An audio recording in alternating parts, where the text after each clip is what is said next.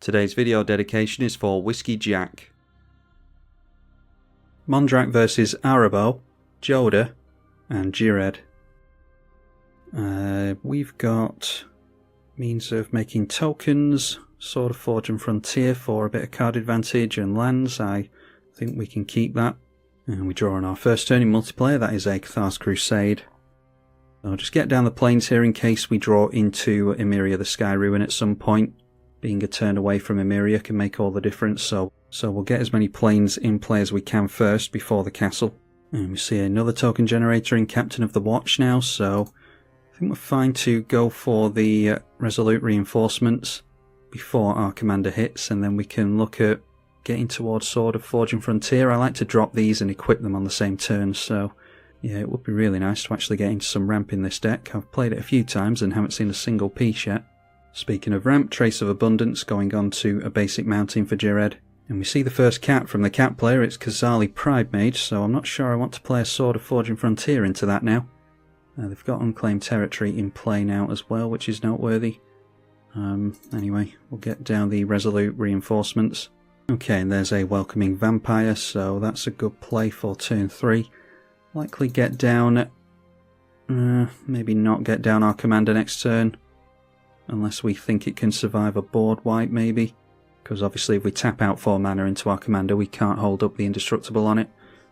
Anyway, let's swing in 1 at Ghired and 1 at the Jodah player. Just to show that we're trying to spread damage around and not picking on any one player. Chromatic Lantern for Ghired. And a Boros Signet from Jodah.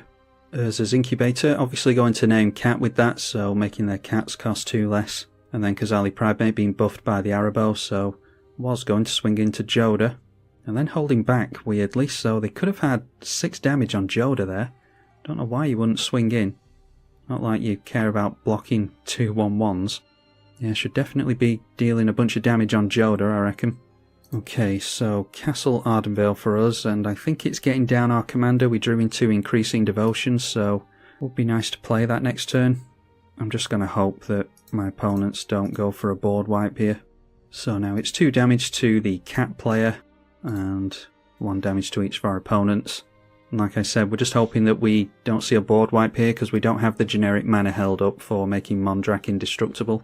We're against white players, so I'm not sure how relevant indestructible is going to be anyway. There's likely going to be some exile effects and stuff.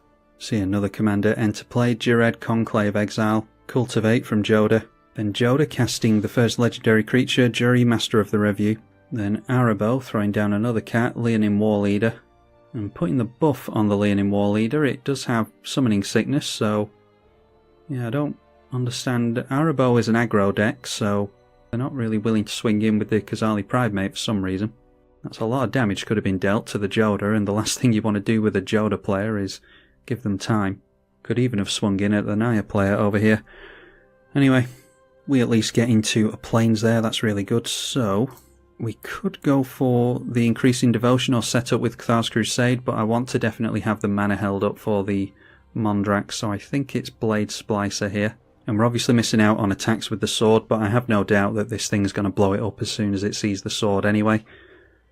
So we get 2 golems here, and the Welcoming Vampire triggers on the Blade Splicer. Alright, gets us into Elspeth Sun's Champion. So, yeah, could maybe go for that next turn. So I'll be true to my word here and go in at Jodah with 4 commander damage. Welcoming Vampire can go in at the right. And yeah, we can go in with some tokens here as well, down the middle. Not managing to get our opponent to block with the Jury. Do manage to land a decent amount of damage there though. Then it's Rishkar's Expertise, drawing 4 cards for the Ghired player. Rishkar's Expertise could be worse, but yeah, they still get a free spell out of this. And the free spell they get into is a Felidar Retreat. Playing a land into that, and that is a Rootbound Crag, so either a token or multiple plus counters. They decide on the plus counters, so now have a 3/6 commander and a 5/5 Trampling Rhino. The commander going in at Jodah as well, and the Rhino swings in towards the cat player. Don't think Jodah's been well respected here. So Ghired obviously going to proliferate here and make another token. And alright, Jodah being attacked with this one. So we're getting a 4/4 and a commander over there. Okay, and that's enough to have Jodah scoop apparently. The cat player, we go straight over to his turn and it's a Regal Caracal. Turn 5 and only 3 lands over there, so really making use of the Urza's Incubator. So now we've got a life-linking Leonin War Leader to worry about. And yep, just coming towards us, as it probably should. Although I don't think Ghired would have blocked either. But we haven't taken a single hit yet. And that does swing through on its own, so Exalted puts a +1/+1 buff on that from the Pride Mage, and obviously gets some cat tokens here as well. The life-linking tokens do come in tapped and attacking, so we've got first strikers for that at least. They will not gain the life because we'll kill them off before they get to gain life here. But we do take a hit for 9 from the War Leader. So in hindsight, should have not swung in down the middle at Jodah with the Mondrak. We could have had an indestructible in the way of this, but yeah, you can't play around people scooping early as much as you'd think you could on Magic Online. So we only have to put 1 life, or 1 Phyrexian mana, 2 life into this.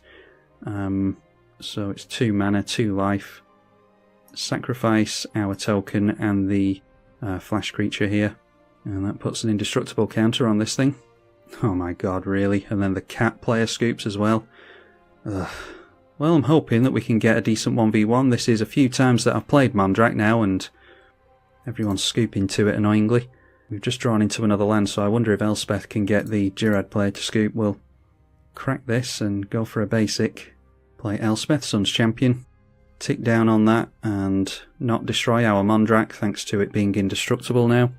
And then we'll just swing in with the Welcoming Vampire, hold everything else back. So apologies if you've seen this video, but it's the best of a bad bunch that I got with Mondrak. A couple of token players up against each other here though, so hopefully we'll be able to see at least something out of this game that is of interest. Just drew a bunch of cards to Rishkar's Expertise, don't forget, so 8 cards in hand should have something to do. Mirari's Wake from the Naya player. So they have 4 mana available here, and the Ghired has been buffed by +1/+1 as well. Dropping a Plains gives them 6 mana, making a 2/2 cat with the Felidar Retreat this time. Garrick's Pack Leader for some more card draw from our opponent. And the cat's coming in thanks to the Anthem effect from the Mirari's Wake. Any landfall they make now will make a 3/3 cat, and they will draw a card. So they're looking pretty good here. I'm hoping this player doesn't scoop as well. They can proliferate, but they might not want to swing into first strikers and an indestructible. Alright, so we get into Pearl Medallion.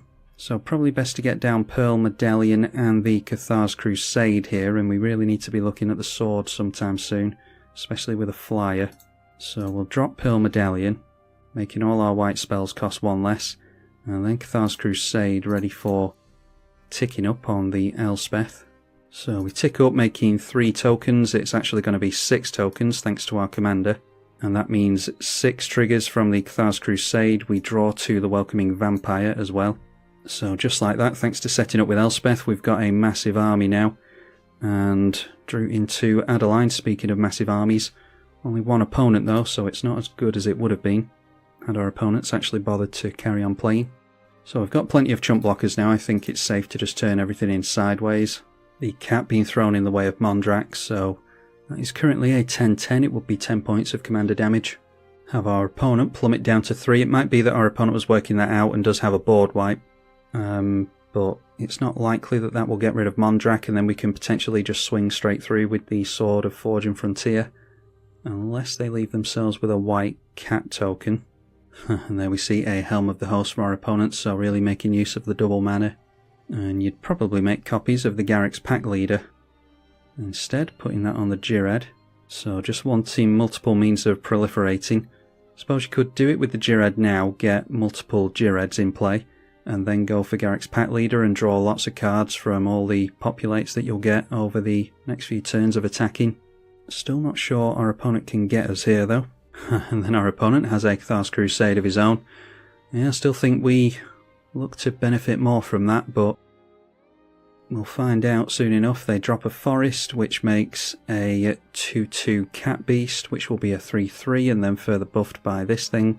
So they're getting into the card draw now. We're still going wide on them next turn, so yeah, it'll be interesting to see how much they can do here. We're still seeing what Ghired wants to do, which you don't often see, unfortunately. As interesting a commander as this is, it's Not often fast enough to keep up with tables on Magic Online, but this is a more casual game, so see the Ghired go off a little bit here. It's noteworthy our opponent could have held off on the Cathar's Crusade and instead just gone for going through to combat and starting to draw a bunch of cards, because it might have been that he could have got into a board wipe, but he's tapped out now. So getting a copy of the Ghired, which is not legendary thanks to the equipment, and that brings in a Rhino with it, so it's 2 triggers on the Cathar's Crusade and 2 triggers on the Garruk's Pack Leader. And then Ghired going to swing in. You'd think both Ghired's would swing in here, because they do get to take advantage of Populate. Going in with Garruk's Pack Leader as well. I think our opponent's just having some fun with us. The first Populate grabs a Ghired Conclave Exile, which triggers the Pack Leader. They'll get another Rhino token here, which will trigger the Pack Leader again, so effectively drawing 2 cards off the first Populate.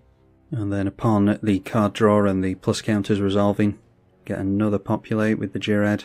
So in comes another copy of the Ghired. They've got 4 so far. They'll get another Rhino token, which means they draw 2 cards to the Pack Leader. And it's only the original creature that we take commander damage from. It's an 11-14 at the moment, so we can block with 2 soldiers and get rid of that. But yeah, hell of a lot of damage coming through here. It's just lucky that we had the Cathar's Crusade, really. Although we could have chump blocked a lot of this with the Elspeth tokens anyway. So double blocking on these 2, and then the 2 big Ghired's we're going to chump block, and this thing can hit us for 5, and we just get them in the air with the Welcoming Vampire. So managing to get rid of the main offenders there in Garruk's Pack Leader and the Commander. Okay, and they have a Wings of Abandon for the flying creature anyway. Now, they did draw into the Winds of Abandon there, and it's noteworthy that if they had not played out the Cathar's Crusade, which turns out to be totally irrelevant, they could have overloaded this and exiled our entire board, and they would have been in a much better position there. So yeah, dumping the Cathar's Crusade into play, largely pointless I think, and has ultimately cost them the game. Anyway, they keep 3 copies of the Ghired, but only 4 blockers held back. And there we see a Strixhaven Stadium, so we'll just go through to attacks here. I'll tick up on the Elspeth first, just to make sure that we push enough damage through. So 6 tokens again, and 6 plus counters on all of our creatures, including the tokens that just came in. And then we go wide on our opponent. I appreciate my opponent playing that one out. Got to see some cool stuff with Ghired. I wish he'd not played that Cathar's Crusade though, because yeah, Winds of Abandon would have been the thing to go for there, and he could have afforded it. Anyway, take our opponent down to -27. Obviously would have liked to have got down the Strixhaven Stadium, started to get that going. And the Sword of Forging Frontier, didn't see any play this game. Would have got us into a land and a Grand Crescendo. Might have put some mana into Grand Crescendo maybe. But yeah, apologies. If you've seen this game, then it was the best of a bad bunch. I'm on about 4 or 5 games, attempted games with Mondrak at the moment, and yeah, no one's sticking it out today, so might be time to move on to another commander. We at least got a little bit of a showing of what Mondrak can do, and a bit of a showing of what Ghired can do as well in the end. Hopefully you all enjoyed it. Be sure to consider donating on Patreon if you did. Huge thank you to those of you who do. I'm tribalkai. Thank you for watching.